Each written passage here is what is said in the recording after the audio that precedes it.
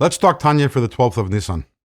Yesterday we explained that if someone does a mitzvah without kavanah, meaning without a love for God, without proper reverence for God, and does it merely out of habit, then that mitzvah does not go to the higher worlds, but rather that mitzvah remains trapped over here in this world. But what if someone does a mitzvah actually with a nefarious intention? Let's say a person studies Torah in order to be a Torah scholar. Let's say a person studies Torah in order to be able to prove someone else wrong. Someone does a mitzvah in order for purposes of ego, to be arrogant and to be proud of it. So this is not just that the mitzvah wasn't done with the proper intention. At this moment, incredibly, one is taking the Torah that one has studied or the mitzvah that one has done and dragging it down into Kelipah, into the forces of unholiness. Whereas if you just didn't have the proper intention, the mitzvah just remains in this world, but not in Kelipah. If it's done with an egotistical intention, after all, ego is the essence of Kelipah, as we've discussed so many times, and you're actually dragging down the holiness of the Torah and the mitzvah into Kelipah. What then?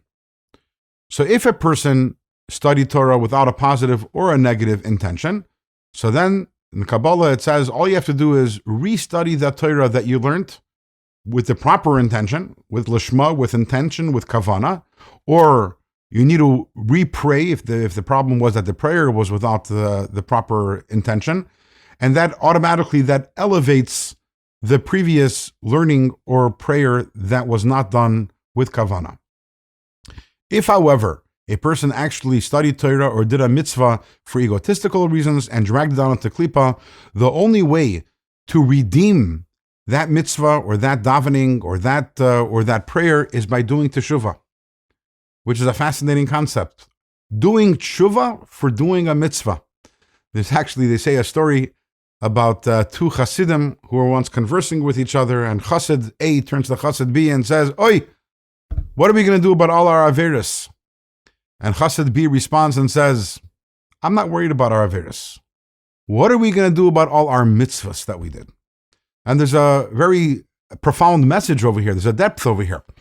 The second Chassid is saying, the averis that we did, the sins that we did, we know that we did something wrong. So I'm not worried about them. We're going to repent for them. We will do tshuva. But how many of us have the understanding and the insight that sometimes we need to do tshuva for a mitzvah that we've done, for the Torah that we have studied, and that's actually necessary if we did it for egotistical purposes?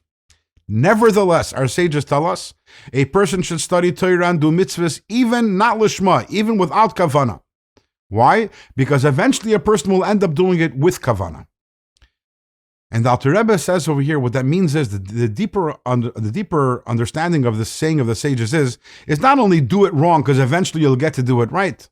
Do it wrong because eventually you'll do tshuva. And when you do tshuva, you'll retroactively redeem everything you did when you did it wrong. Do the Torah, do the mitzvah, study the Torah, even if it's not for the right purposes. Eventually we know everyone does tshuva, whether in this reincarnation, whether in another reincarnation. We all know that every single Jewish person eventually will do tshuva, at which point we will redeem everything that was done incorrectly. So that is what happens when the person does tshuva. How about up until that point, until the person does tshuva? That will be the topic of tomorrow's Tanya when we begin chapter 40 in Tanya.